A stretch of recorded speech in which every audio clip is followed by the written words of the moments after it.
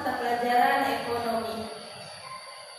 Kali ini saya akan membahas tentang bab 5, kebijakan moneter dan kebijakan fiskal. Tujuan pembelajaran kita kali ini yaitu 1. Menjelaskan pengertian kebijakan moneter. Yang kedua, memahami tujuan kebijakan moneter dalam menjaga stabilitas ekonomi. 3. Mengidentifikasi jenis-jenis kebijakan moneter atau ekspansif dan kontraktif. Baiklah, sebelum kita ke pembelajaran, marilah kita berdoa dulu. Berdoa mulai.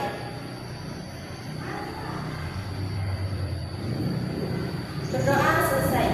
Mari kita ke pembelajarannya. Iya. Poin A, kebijakan moneter.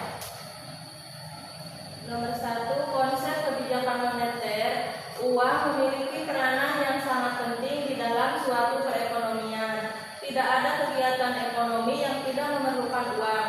Apakah uang yang kalian gunakan di dalam transaksi kehidupan sehari-hari akan memengaruhi jumlah peredaran uang di masyarakat? Jawabannya tentu saja iya. Mengapa jumlah uang yang beredar harus diatur? Lalu apa dampaknya apabila jumlah peredaran uang tidak diatur? Apabila jumlah peredaran uang tidak diatur atau dikendalikan, hal ini akan memberikan pengaruh buruk terhadap perekonomian.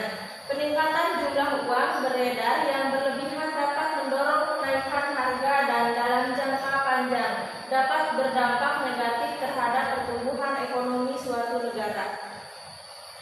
Sebaliknya, jika peningkatan jumlah uang beredar sangat rendah, kelesuan kegiatan ekonomi akan terjadi sehingga akan berdampak pada penurunan kesejahteraan masyarakat.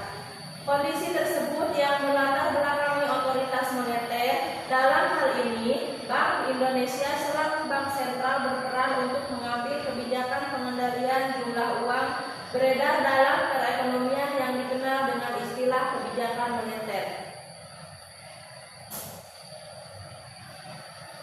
Mengapa wewenang dalam mengatur peredaran uang merupakan tugas dari Bank Indonesia?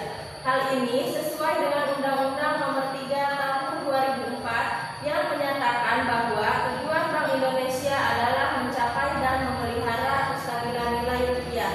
Dalam rangka mencapai kestabilan rupiah tersebut, Bank Indonesia melaksanakan kebijakan moneter secara berkelanjutan, konsisten, transparan, dan harus mempertimbangkan kebijakan umum pemerintah di bidang perekonomian. Lalu, apa yang dimaksud dengan kebijakan moneter? Pernahkah kalian mendengar kata tersebut?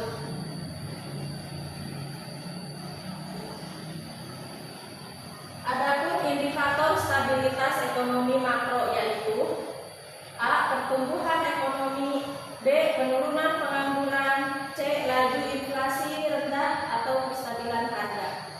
Pengertian lain dari kebijakan moneter adalah suatu kebijakan ekonomi yang menjadi bagian integral dari kebijakan ekonomi makro yang bertujuan menjaga keseimbangan kegiatan ekonomi dengan tingkat pertumbuhan ekonomi yang berkesinambungan. Kebijakan moneter di setiap negara dikendalikan oleh otoritas moneter. Dalam hal ini adalah bank sentral. Dalam konteks Indonesia, kebijakan moneter dikendalikan oleh Bank Indonesia sebagai bank sentral negara Republik Indonesia. Ini dia contohnya ya, Pak Sabiana. Gambar Iya, Bu. Bank Indonesia. Silakan dirangkum aja ya penjelasannya.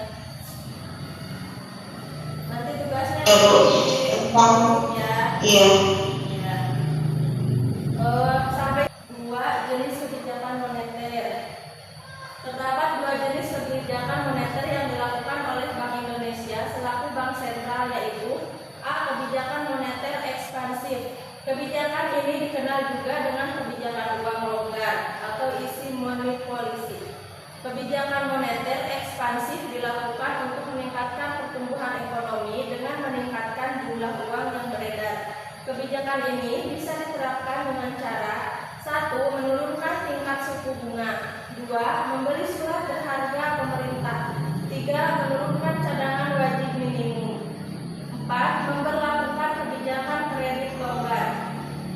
yang poin B, kebijakan moneter kontraktif. Kebijakan ini dikenal juga dengan kebijakan uang ketat atau tight money policy. Kebijakan ini bisa diterapkan ketika ekonomi suatu negara mengalami resesi dan tingkat inflasi yang tinggi dengan cara menurunkan jumlah uang beredar. Kebijakan ini bisa diterapkan dengan cara: 1. Menaikkan tingkat suku bunga. 2. Menjual surat berharga pemerintah. 3. Menaikkan cadangan wajib minimum. 4. Memberlakukan kebijakan kredit ketat. Sudah paham ya, Kak Sobiana? Alhamdulillahirrahmanirrahim, pembelajaran kita kali ini telah selesai. Kebijakan moneter adalah kebijakan yang dilakukan oleh Bank Sentral untuk mengatur jumlah uang yang beredar dalam perekonomian guna menjaga stabilitas ekonomi seperti inflasi rendah, pertumbuhan ekonomi, dan penurunan pengangguran. Itu dia kesimpulan dari pembelajaran kita kali ini. Kurang lebihnya mohon maaf, jangan lupa tugasnya dikerjakan ya. Sampai jumpa di pembelajaran selanjutnya. Terima kasih. Wassalamualaikum.